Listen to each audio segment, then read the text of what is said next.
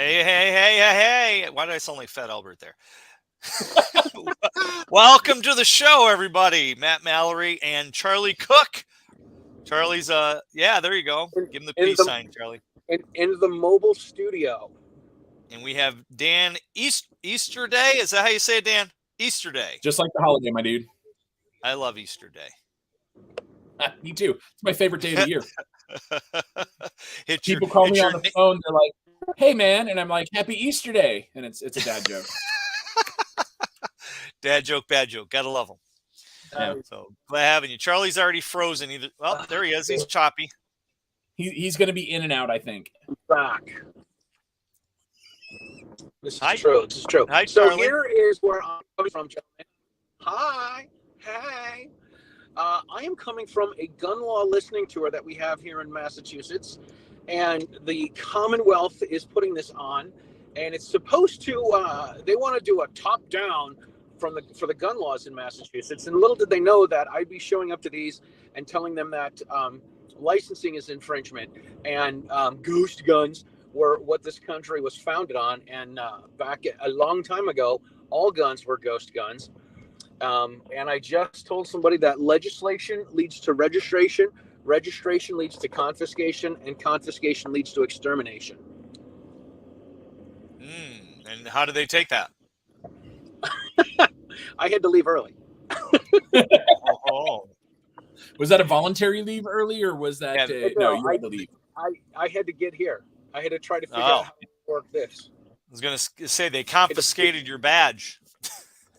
Yeah, they could have confiscated me. We don't need no stinking badges. We don't need no stinking badges. I mean, it's the issue. The topic tonight was ghost guns, and I can't say it with a straight voice. Nope. But I'm like, listen, they're like, oh, we need to regulate them just like regular guns and blah blah blah, and they're all the police officers that were speaking were really talking about how people get these guns that shouldn't have guns already, and then they get these guns and then still go out and commit crimes with them. Yeah. And that's honestly what the problem is people that shouldn't have guns are still getting them, no matter how much crap we have to go through. And there was one lady that's like, I'm sorry, it's an inconvenience for you to do all of this stuff. And I did get up and tell her it's not an inconvenience. It's against our civil rights because we have the civil right to self-defense. So for sure. I'm sure she rolled her eyes at me. Yeah, I just it drives me nuts that people think that the cops are. What is it when seconds count? Cops are only minutes away. It boggles my mind how they even think that that's the case. I mean, I hate to wish anything on somebody, but the second something happens where they realize that the cops aren't going to be there, they're there to clean up. They're there after the fact. Okay. I know. I tell people all the time that the police cars say to serve and protect, but it really is to clean up and write a report. It's true for the most part. I mean, there's a lot of good cops out there doing a lot of good jobs. A lot of it's political, right? Proactive policing, the broken windows policies, or the microcrimes policies that we saw in the big cities that arose out of the days of chaos, right? All the way from the 70s through the 80s and the crack wars in the major areas. We figured out how to fight crime at the ground level, which was let's teach people how to behave through criminal punishment. And all that has gone out the window now because I'm not a political dude. Like I'm a leave me the hell alone libertarian type dude, and not one of the wacky libertarians. Like I'm just a common sense libertarian, right? I'm not trying to out libertarian anybody else, and I'm not trying to take away your roads. Okay? But the policies that we're seeing now are advocating more for criminal rights or criminals' rights than victims' rights, and that's a complete and total turn on its head from what we had seen coming out of just brutal time periods. Right, lots and lots of people died, from these things that were going on. So the police officers, the policing policy, the politicians make it, right? And that's one of the things that I have to remind people of, because people like to get, on both sides, like you've got far left and then you've got gun people, and everybody's hating on the cops, and the cops are in the middle, just like, look, we're trying to be here earning a salary for the most part. Right.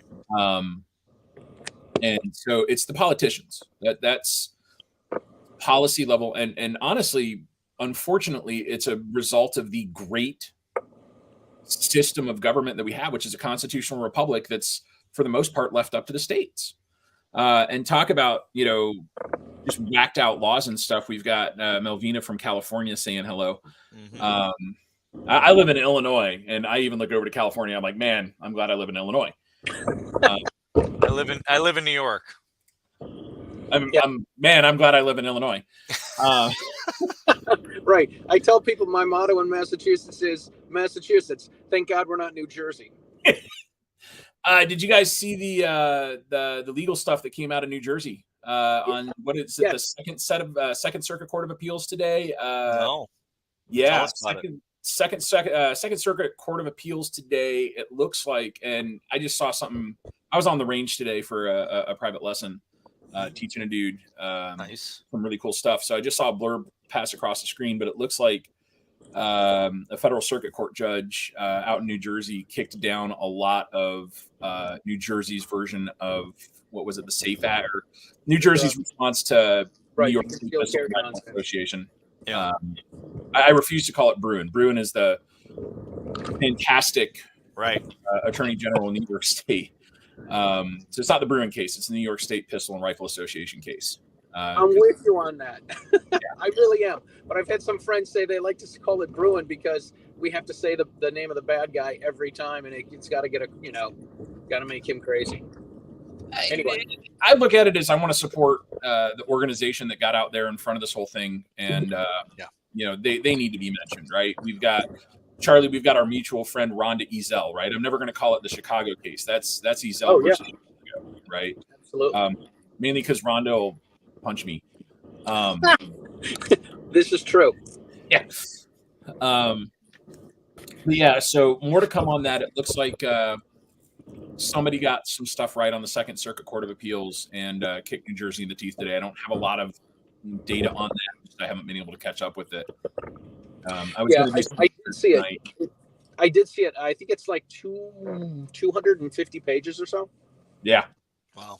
I was under a rock today, so I missed it. That's all right. It's better than winding up with sunburn from being on the range. At least under the rock, you were out of the sun. This is true. Touche. Yeah, I don't think he cares about the Bruin decision, because he's no longer part of New York State troopers, because he resigned in disgrace for illegal relationships. There's Lisa Ludwig. Yep. Lisa, hi. Lisa Ludwig. She's in my area. She's down in Long Island. Long Island. What were you saying, Charlie? Long Island. Nothing. I was. I said, hey, Charlie, you sound like a robot. Charlie has been Decepticon. I have. Rock on, gentlemen. Charlie, pull over into that bad area of town so you have good signal. Well, then I would pull my gun out, and then we would get banned on YouTube. Hey. Yeah. Leave that in your pants. That's just let's put that out there. That's something that you can say in just about every social circumstance. Just leave that in your pants, man. Yes, sir. Right. That's true. It's a gimmick. That's just tips for dudes. This is Dan's version of Pat McNamara's basic dude stuff. Leave it in your pants. I love that. Every time I see Pat's things like that, I'm like, that's I do that. Yeah. It makes me feel more manly when I watch that shit. Pat is a heck of a dude, and Charlie's used to those red stops. Pat's a heck of a dude. I met him in a training class in Wisconsin, like right after he got out, one of his first open enrollment classes, and this was before like he had IG and Facebook and all that stuff. So I meet him, and his whole demeanor, all right, guys, we're gonna get out there, we're gonna light it up, burn it down, and bring steel, and all that stuff. And I'm like, man, this is like Randy Macho Man Savage, and he figured out like that. Yeah, that's it. That's it. Dude, you hit that nail on the head. Every time I see him, I'm thinking like he reminds me of something. My freaking childhood. Yeah. Randy Macho Man Savage. That's it. Spot on, dude. And you know, no disrespect to Pat, because he would like fold me into a pretzel, because I think it's awesome. Like Pat is one of the most instantly recognizable dudes on the internet at this point, if you know who he is. And if you don't, you're wrong, and fix that. T-Max Inc. Check out Pat McNamara. To all you out there in the viewing land. Plugs. Dude, we got to represent, we got to plug the people that are out there doing good work. And Pat's been doing good work for, I think, almost a decade now, on the private side. Nice. Definitely. So I just got done recording with Clint, and we had Bill Dalpy on. So Bill hopped on and said, "Charlie, you like those rest stops?" Those rest stops. Those rest stops. What is this? I'm going to take the Seinfeld approach and say not that there's anything wrong with that. No rest stops for you. How is this that I have that reputation?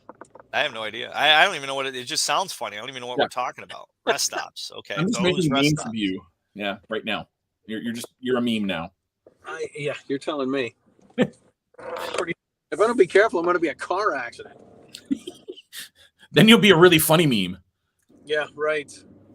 Oh, this is Charlie. The last time we had him on the show. Well, so the last time we had him on the show. So I posted to all the platforms to post your questions for the guests. So one of the questions Lisa had: can you tell me the best class you've ever taken and why? So what do you think there, sir? Woo. Man, I've been privileged to be out there in the space, taking classes for a while now. Best class I've ever taken. Probably about a year and a half ago, actually a year ago, 2 years ago, I went down to Miami for a joint class with John Dufresne from Kinetic Consulting and Aaron Cowan from Sage Dynamics. And they taught a citizens response to active shooter force-on-force class.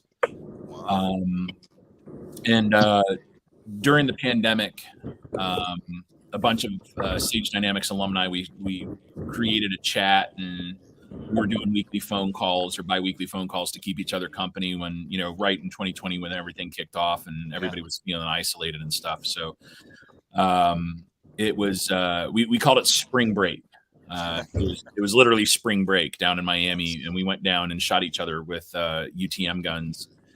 And I think just the atmosphere, the class, like I love every class that I go to, right? There's, you know, but that class was extraordinary. We got John Dufresne, Mocha Bear to punk Aaron Cowan on the last day. There was a whole fist bump thing because John likes to fist bump everything, and Aaron puts his hand out, and John puts his hands next to it and goes, "TIE Fighter, woo!" And there's this picture of Aaron Cowan because we were all ready for it because we had told John to do this the day before. And there's just a picture of Aaron Cowan going, "Captain" type deal. But that class was super informative. It was a validation of a lot of stuff that I've done as a student and as a firearms instructor. It was about decision making. Because that was my second go around with citizens response to active shooter with Aaron, but adding John in and his way.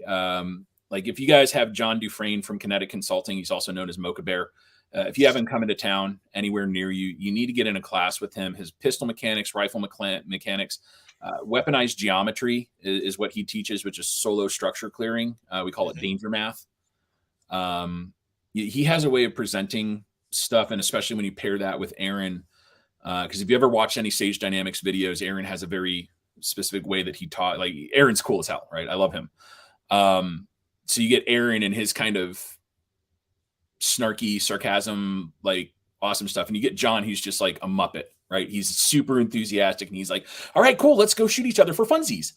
And, you know, but understanding, decision-making, those are the fun courses, right? It's not just about the shooting. And Aaron and John were some of the first to really get it out there in the space that if we're not incorporating decision making into our shooting and our self-defense stuff, just the decision, it goes all the way back to the first decision you make to buy a gun. How are you educating yourself? And all those decisions that follow on, those decisions all ultimately lead to the point where if you have to use a firearm in self-defense, you can trace every single decision that you've ever made about firearms back to that decision to buy a gun. And do you want to have a good decision base to draw upon, or do you want to have a really crappy decision base? Yeah, it's important to understand that aspect of it. With we got Patrick. What are, this is going to be good. Charlie, can you see the picture or the comment?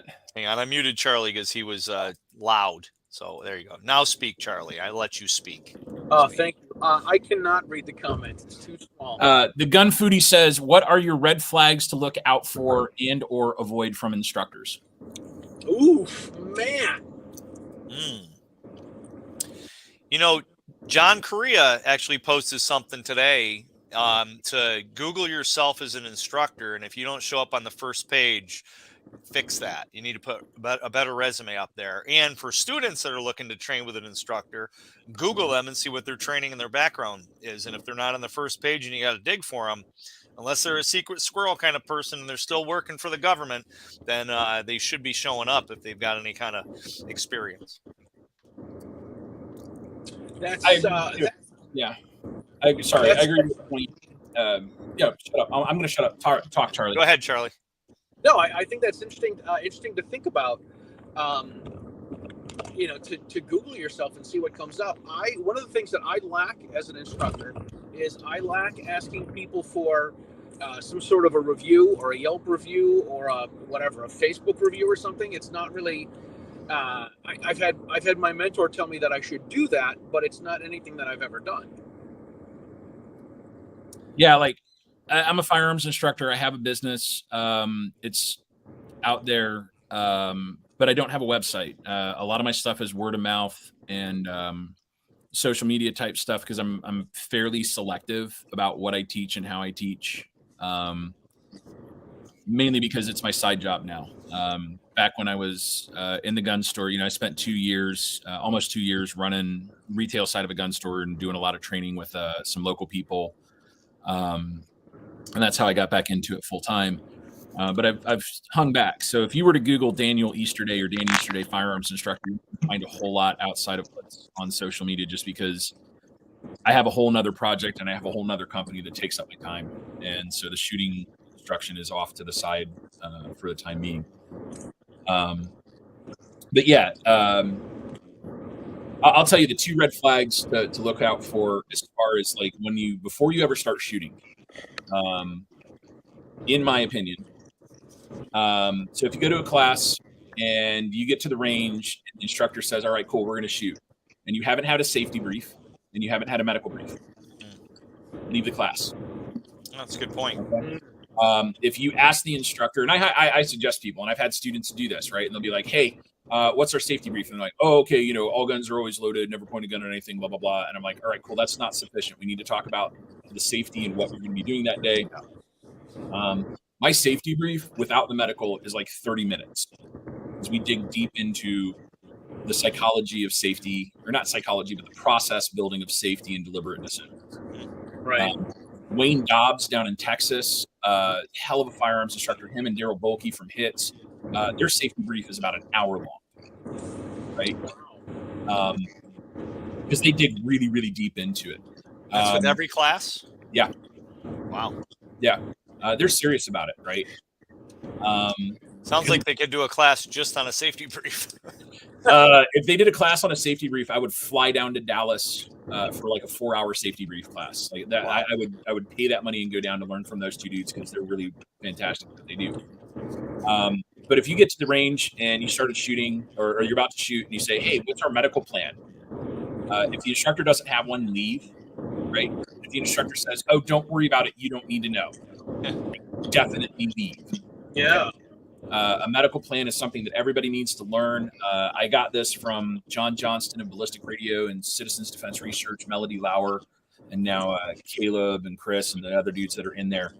I have a laminated sheet for when I teach at the range that I'm at that has job responsibilities for everybody, and we dry erase marker people's names in a specific, like, okay, who is going to call, Joe, you're going to call 911 today.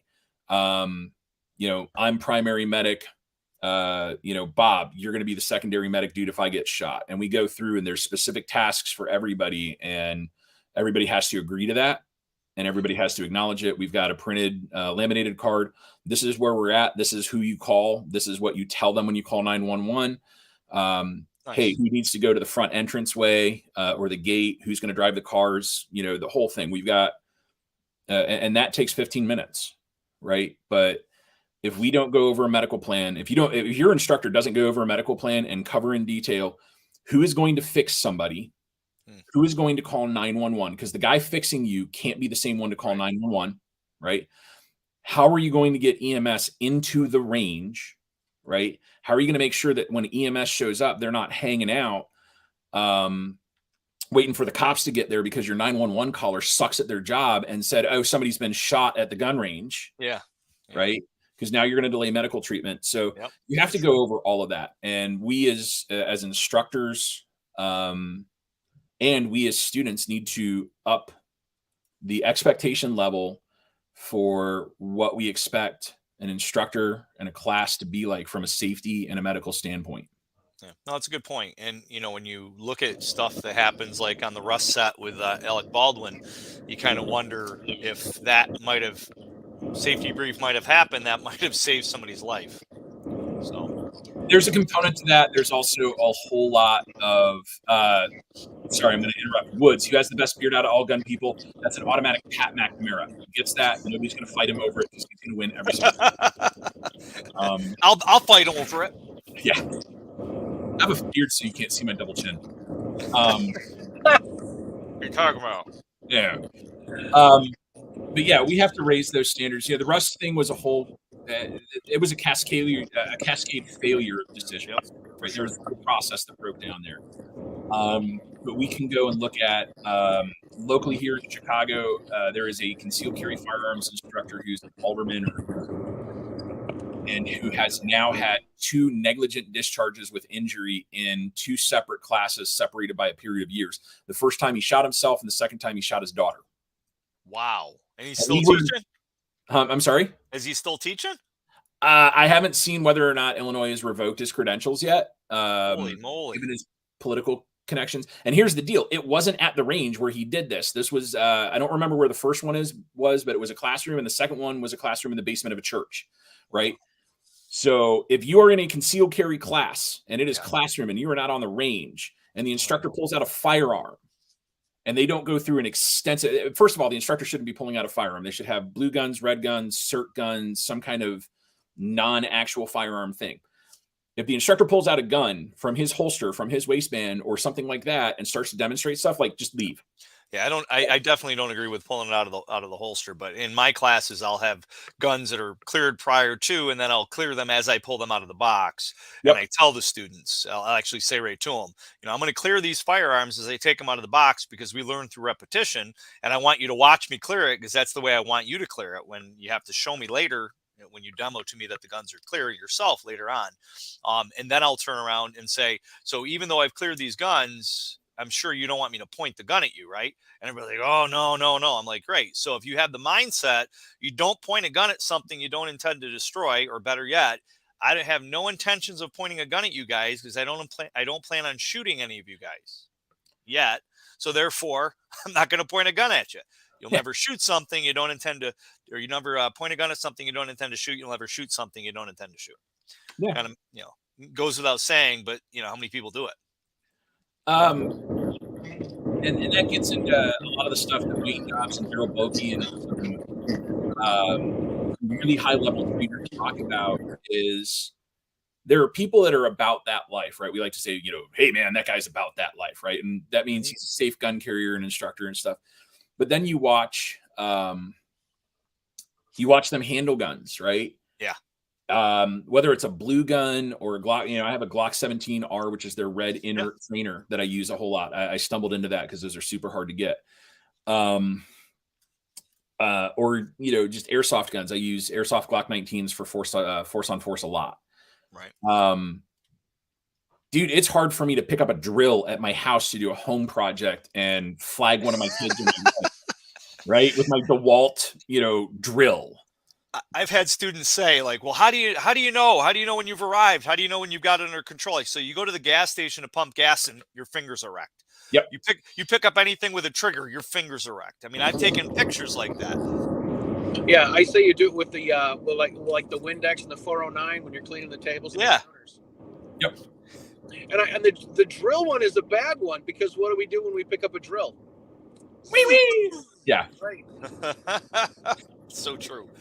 So what I do with students when I'm teaching classes is I've got I tell them I have guns that I transport and guns that I carry, and the carry guns I have are loaded and they're concealed and nobody needs to see them. I keep the action open before the students come into the class, but when I do the loading portion of courses, I show them the A-Zoom ammunition. I say, this is some ammunition you need. It's maroon colored. It's aluminum. It's got a piece of rubber where the primer is, and it's particularly for when you're working with beginners, because we got to do licensing courses. People don't know what to look for. So when you show them the cylinder of a revolver, they just kind of nod their head like, oh, yeah, I know what I'm looking at. And the same thing with the semi-auto. I'm like, you look in the magazine well, you look in the chamber. Some people put a finger in the, finger in to inspect the mag well in the chamber. And then they're like, okay, well, whatever, we're trusting you. But after you show them how to do this, and then they come up and they go through loading and unloading, then they kind of get it. They see what they're talking about. Yeah, and if you look at, the education, we spend a lot of times educating our students on, lecture, if you will. Then we move to the training, which is very minimal. I mean, in my classes, even in an NRA class, how much are you actually having them handle the gun? Not a ton. And then they go down and shoot the gun, which is a little bit more, hands-on training. But the practice really happens after they leave. And if they've been educated well and they get a little bit of training, even then, if they don't do it, I'll tell people you're just going to be a year before you get your pistol license here in New York State, typically 10 months to a year. And you're going to go home, and then in 10 months, you're going to get your license and you're going to go buy a gun, and you're going to forget almost everything I educated you on and the little bit of training that you did hands-on. So definitely refer back to your notes. Definitely maybe talk about coming back for a private lesson, because it's going to, just like everything, almost everything we do is a learned skill and a perishable skill. Absolutely. Another thing I do, and I'm actually going through this with one of my former students, is he lost his certificate and he wants a certificate. Losing you, Charlie. Come sit through a class again. Yeah. Crap. I tell people that if they've already done a class with me and they want to sit through a refresher class, they're more than welcome to. Come sit through the class. A lecture's a lecture. Loading and unloading, there's nothing wrong with going through that a bunch of times. And I'm doing this with somebody right now. He's took the class a couple of years ago, lost his certificate, wants to do it again, wants to get a refresher course. And I'll tell you this, the nice thing, he's bringing his mom and his sister. Wow. That's awesome. And they're gonna be paying.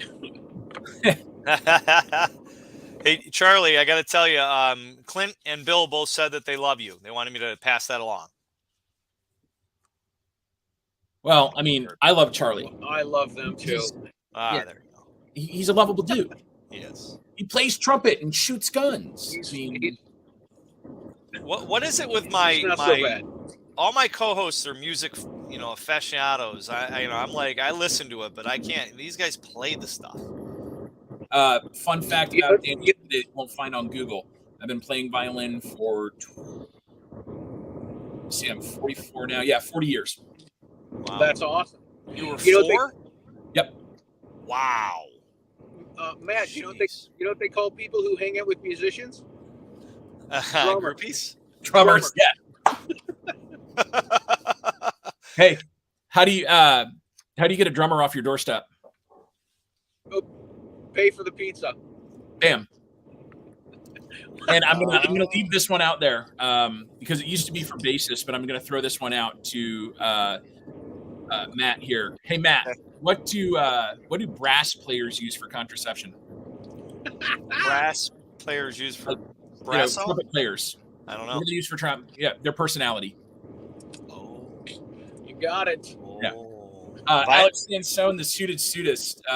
Hey Alex, he's one of my homies. I love him. Nice. Violin or fiddle? Por qué no los dos? Violin and fiddle. Oh, hi Derek. I was with Derek last night. Oh, that just sounds so gay. I know. Derek's got Not that there's anything wrong with that.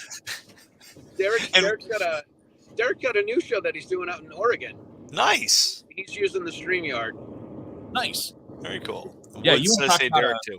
You want to talk about a state that's jacked up right now, Washington and Oregon. Those guys are getting it bad on the 2A side. You know, I'm seeing that it's any state that's got a Democrat running it. It's pretty much. You can look at Vermont though. Vermont's got only if you cuddle afterwards. Vermont's got a Republican governor, and they just passed a bill outlawing any kind of paramilitary training. I saw that with some caveat about training, or if you mention overthrowing the government, which I'm like, this sounds like a prima facie fantastic First Amendment and Second Amendment case, but like First Amendment, like, okay, so you're telling me I can't get up with a bunch of friends and talk about how much our government sucks and how we want to change it? Oh, wow, that's prior restraint, bro. That's. I think that's this guy's marketing plan, right? Yeah. Yeah. You tell me that I can't do it. Oh boy, the first rule of Fight Club is we don't talk about Fight Club, and the second rule is we're going to get together and talk about Operation. Shoot, I can't remember what it was, but it was really good. Operation Mayhem. That's what it is. And we were just having that kind of conversation a little while ago with the recording that Bill and Clint and I were doing, as far as like the founding fathers, their name was out there. It was their namesake. They gave up their farms. They went into hiding and they, started a revolution that way. And they were homegrown terrorists. This is something that not homegrown terrorism didn't come up yesterday when I was talking with Derek. But one of the things that did come up is people say, well, what do I need to do? Or, we can't depend on the Republicans. And rather than grow a set of stones, people need to grow a spine and stand up and say, this is nonsense. This is a bunch of BS. I'm not going to do this. I'm not going to comply. And this is wrong. Well, I had probably a couple months ago, I had drinks with our local county DA. And I said to him, I go, why don't you just tell the governor to go pound salt? And he goes, she will replace me the next day, guaranteed. Her and the attorney general are out of their minds. And then I said, well, why don't you get together and pull all the conservative DAs in upstate New York and then stand up against her? He goes, she would replace all of us, guaranteed. She would tell the attorney general, find an attorney to put in place of this attorney or a DA. We're getting rid of them.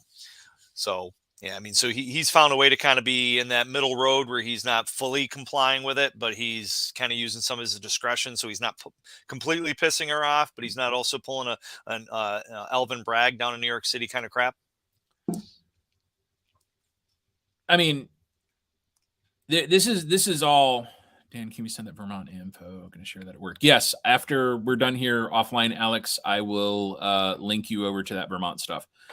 Because that's a whole spicy subject right now.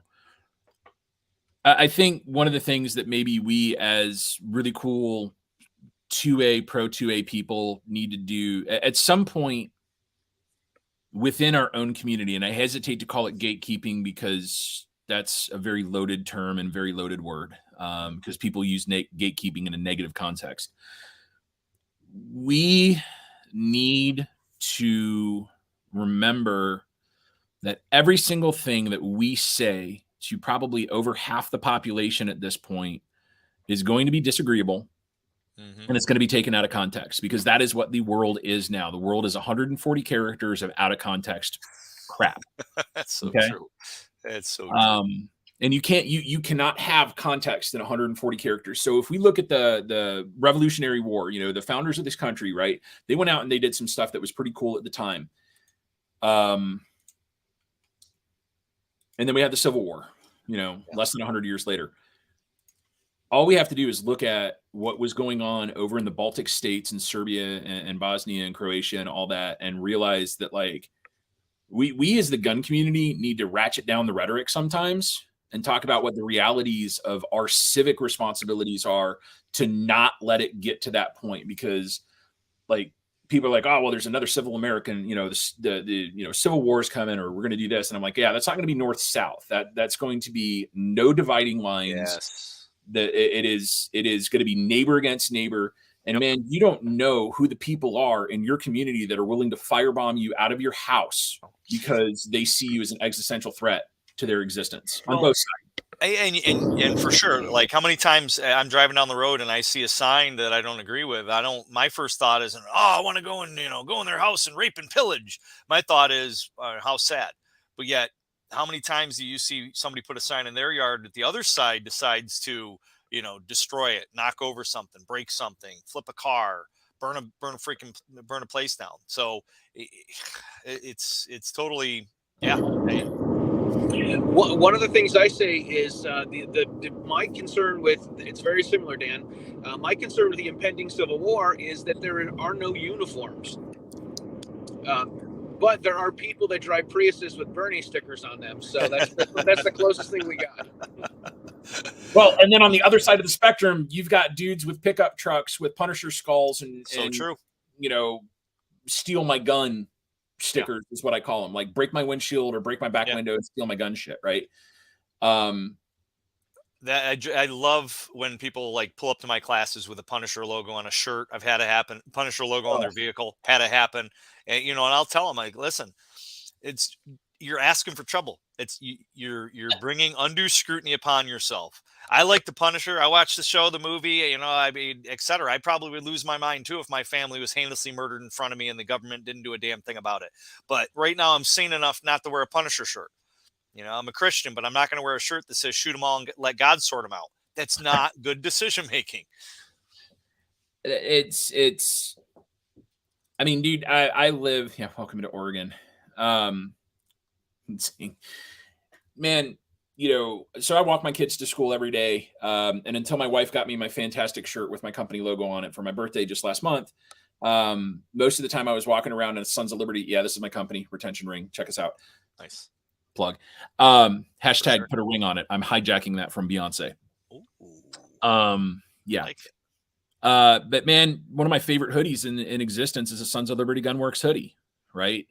Mike and that crew down in San Antonio make some of the finest rifles on the planet, and Mike's a true patriot. He's like legit patriot, like nonviolent patriot.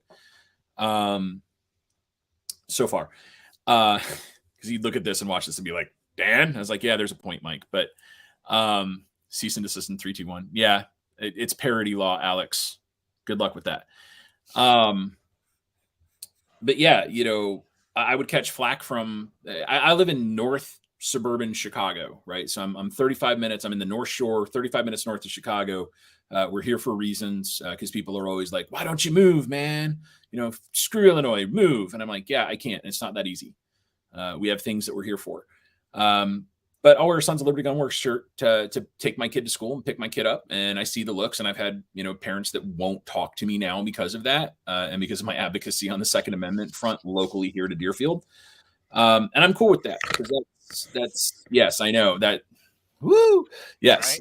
Right. That's it. It's like, it's essentially the trash taking itself out. Like, if you're not going to associate with me because of something I have on my shirt, we're both better people for it, and we don't have to talk to each other, and that's okay with me. Spot on. As Bruce Banner, aka the Hulk, said in that movie, I see this as an absolute win.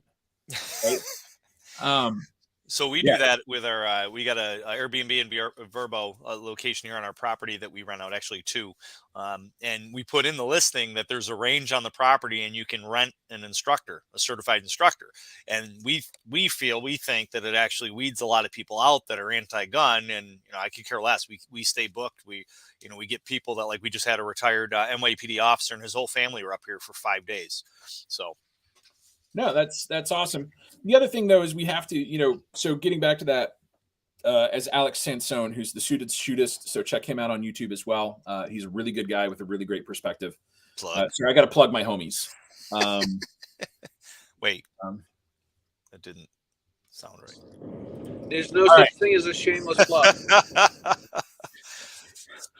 Listen up. You said it. Yeah. I've got to rep my homies. How about that? Like it. Okay, cool. All right. So what's Mike's comment? I was just sitting at Mike at the gun listening tour. Mike's a great guy. He works with the Gun Owners Action League. He's just saying he's listening. He's saying hi. And he mentioned you. Yeah. You'll never convert the fringe. Just be careful not to alienate the gun agnostics. Yeah. So Alex Sansone pops up and says, you'll never convert the fringe. You just have to worry about not alienating the gun agnostic. And that's key. That message right there. There are people that just don't care. We have a whole spectrum of gun ownership, and there's people like me who I love it. It's my passion. It's my life. And I will gladly tell anybody about it, but it's also not my personality. Right. And we have people who reluctantly own guns for whatever reasons that they have, just straight self-defense, and it's absolutely not their personality, and they don't want to talk about it, and they just they do their thing. And then you have people where guns are their personality, and you're like, cool, I guarantee, like, I can look at somebody and be like, all right, cool, you either have a back plate with a "Don't Tread on Me," a Punisher skull, or a Thin Blue Line on your Glock. All bad decisions. Yeah, mostly on Springfield XDs. Not a high point. High points don't have back plates because they're pop metal and illegal in Illinois. Are they really? Yeah, there was a whole law that was passed. I can't remember. It's the pop metal gun law. But so you can't have pot metal, but you can have pot. Hey man, as long as you're not doing it with guns, I'm cool. You do you, boo boo. You and your plugging again going on there. Yeah. Hey, just leave me out of it. You live your life. No soup for you, no pot for me. My life is mind altering enough on a daily basis. I do not need drugs. Yeah, for sure.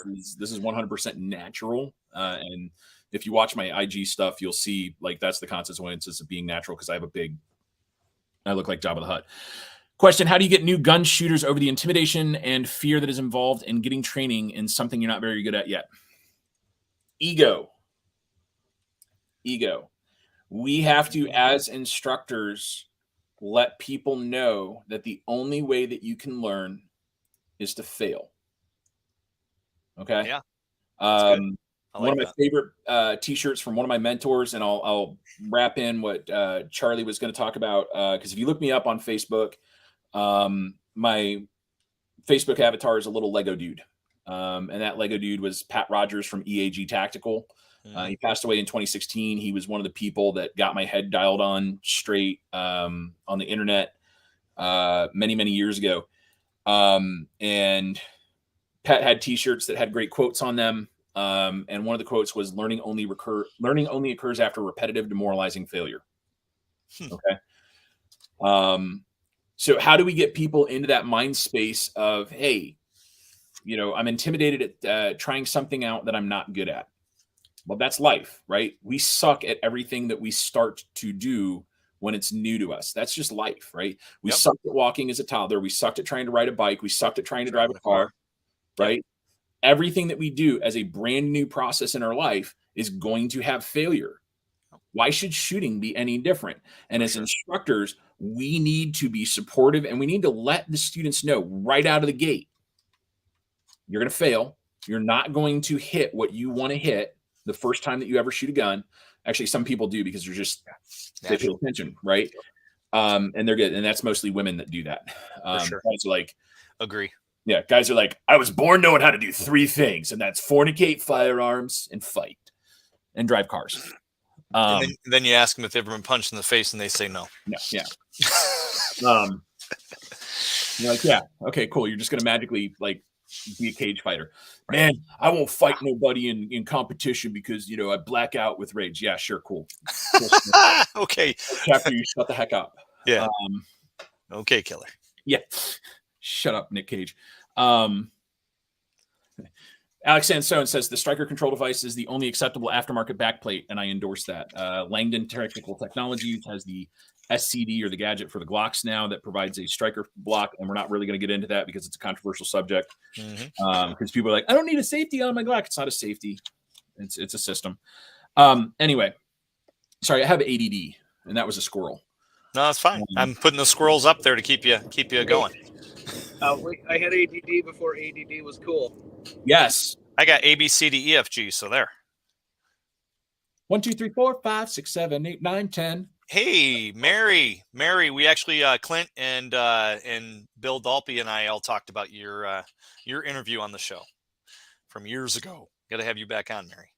So I believe Mary and I have met at some Illinois gig or another. Hello to another fellow Illinois person. My condolences and congratulations for living in the fantastic state of Illinois.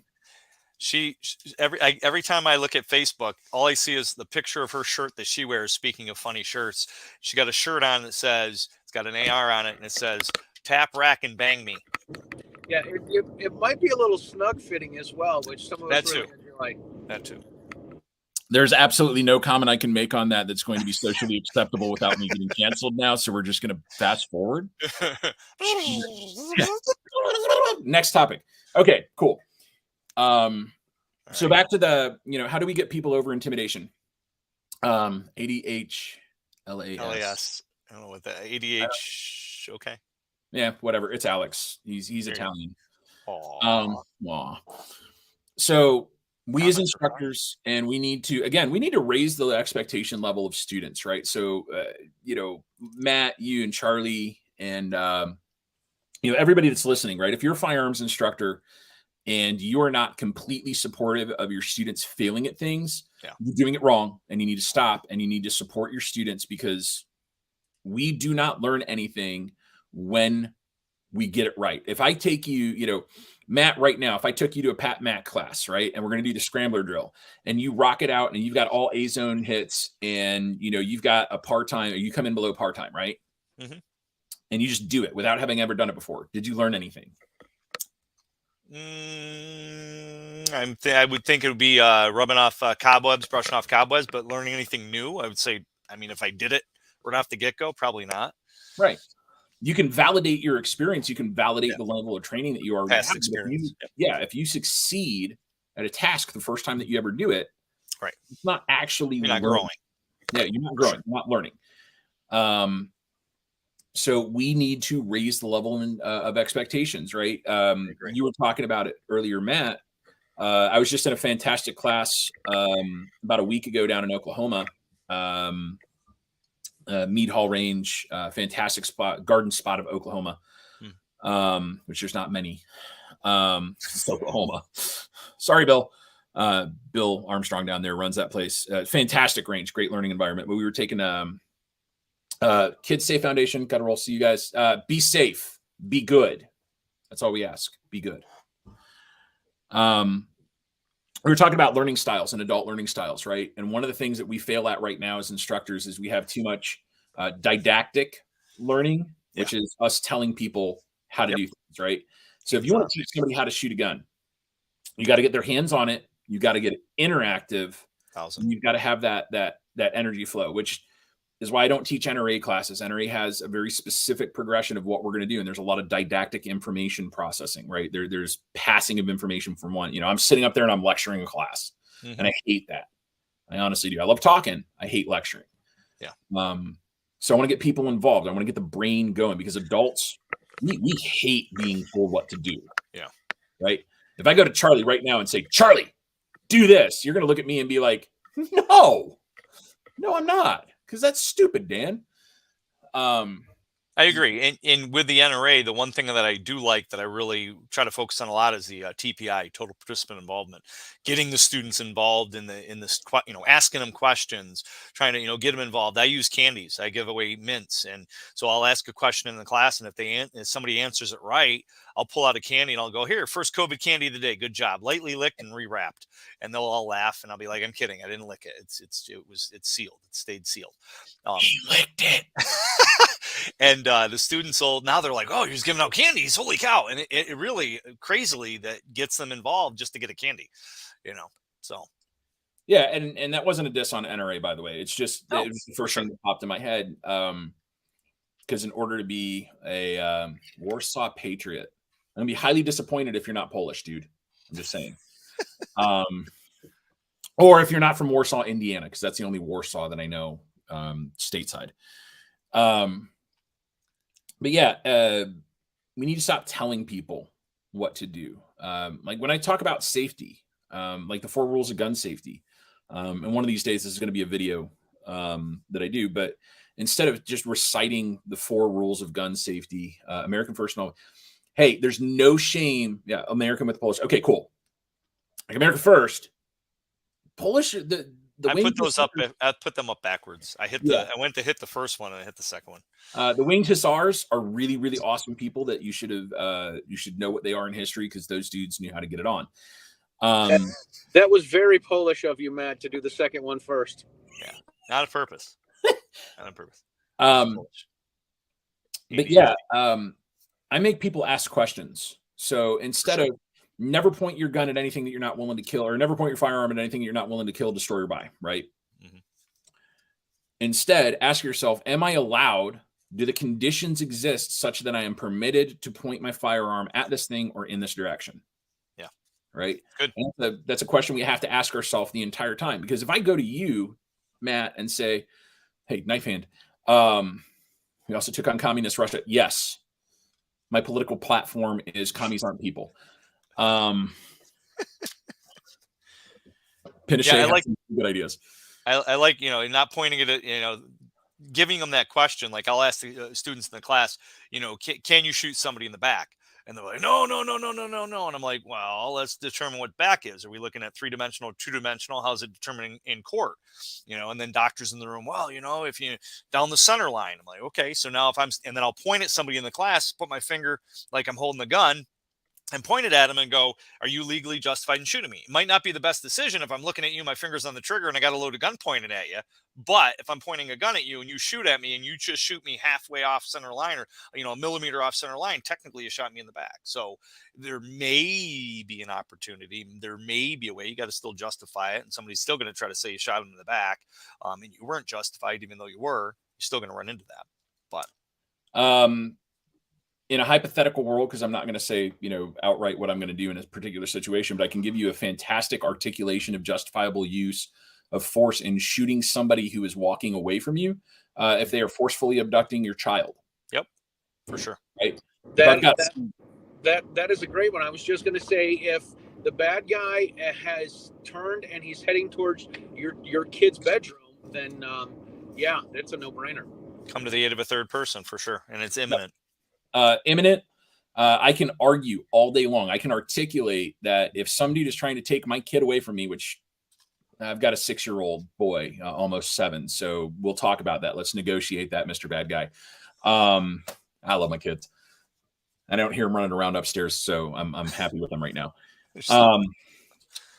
But yeah, if some dude's trying to forcefully take my kid, I can easily say, look, I don't know what that guy's going to do with him once he gets him away from me. So I can articulate imminent fear of great bodily harm or death for my kid.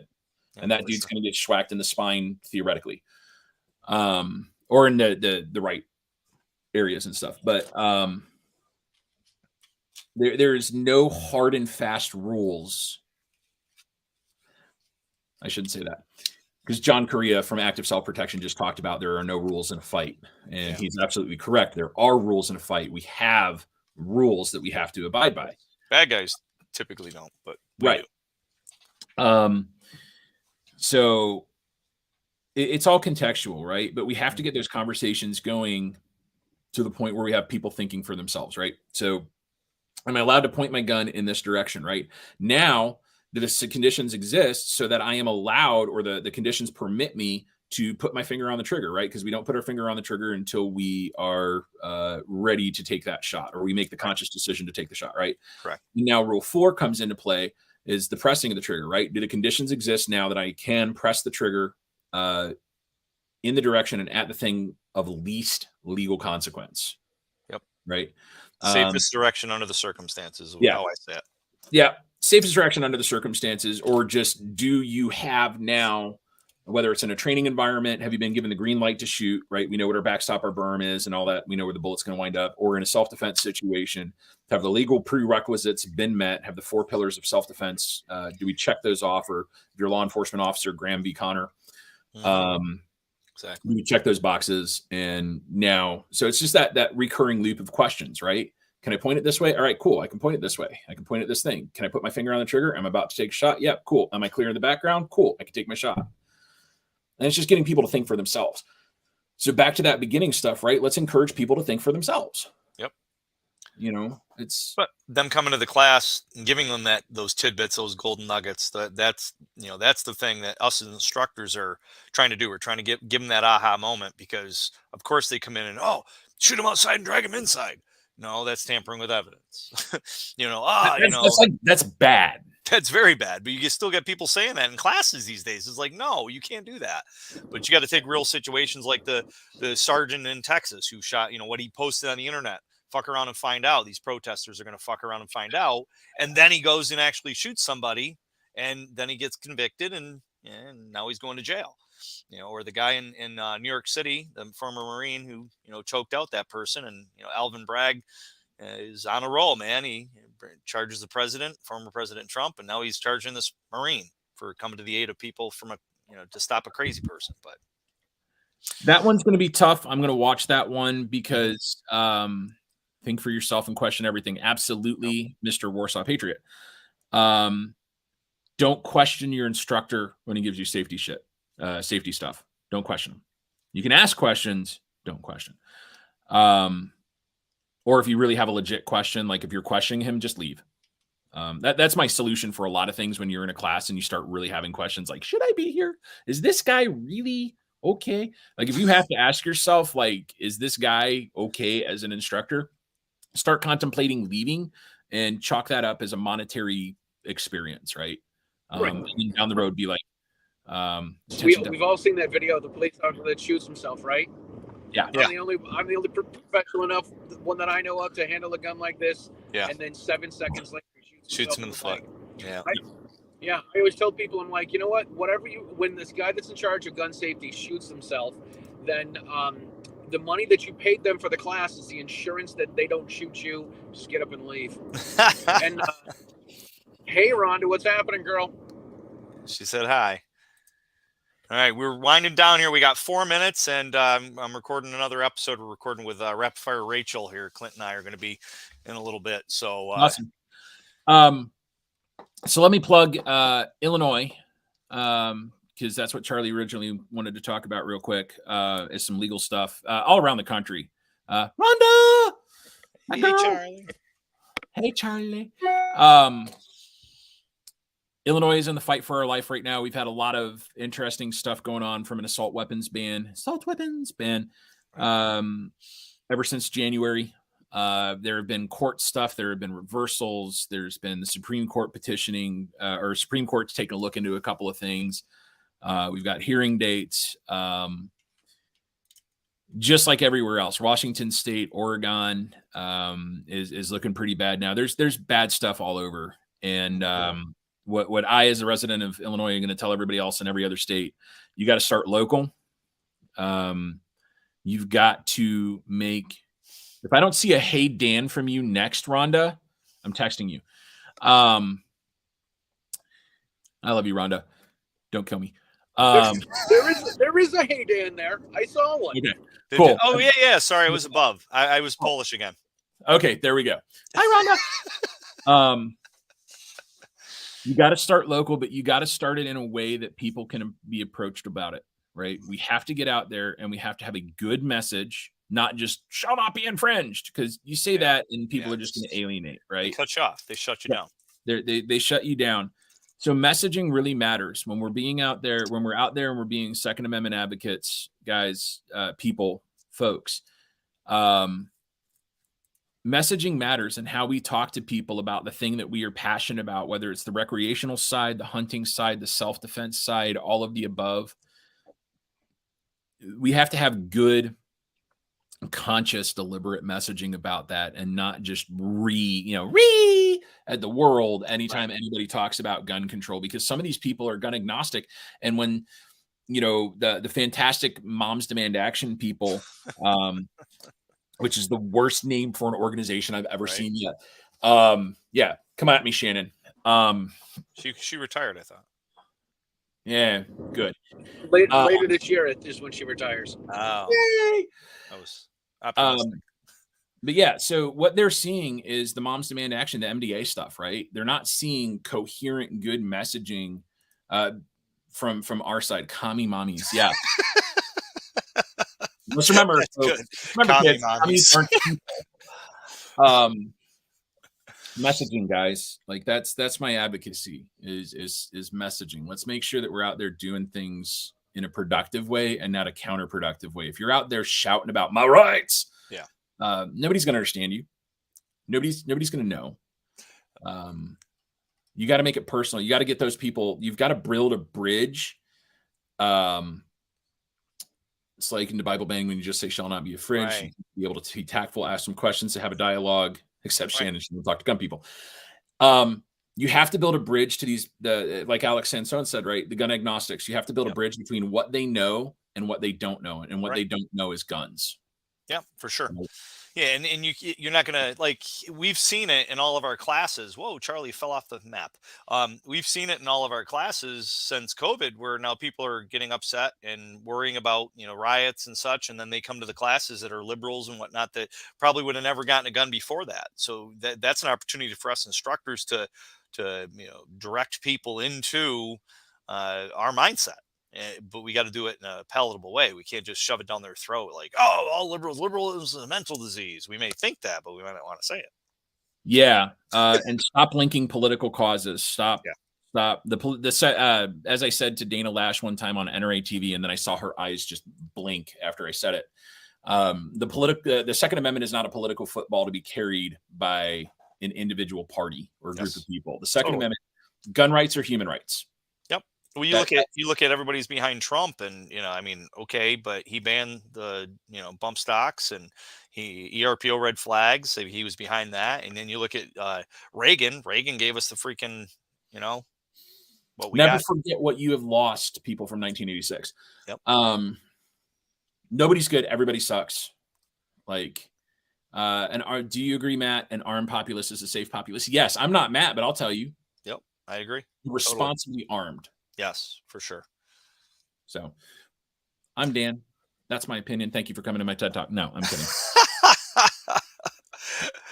All right. Well, we are 1 minute over. So let's see. Let's get these last comments. I mean, comments are flying in. I don't think I've seen this many comments for the show. So that's good. I have that effect on people. We should have you back, Dan. Definitely. Nobody wants that. So absolutely get involved. Your voice opinion is important to freedoms. They need to get in the fight. I agree. 1000% agreed. Yet the Second Amendment is use of political pawn, and it's a shame. Yep. We see that all the time. And of course, Rhonda says, thank you, Dan. I better see a thank you, Matt and Charlie there. Guys, thank you so much, Matt. It was great to meet you. I really appreciate the opportunity. And Charlie, again, over here. It's all backwards. Man, sorry I didn't run into you in Indiana. But next time you got to orbit back into Chicago, dude, so we can hook up. Yeah, I was just over in Michigan teaching a class the end of March, so I know. Awesome. Yep. If you ever find yourself in the Chicago area, you know, please let me know, and we'll get you out and we'll say hi. Super. Sounds good. Take care, guys. Take care.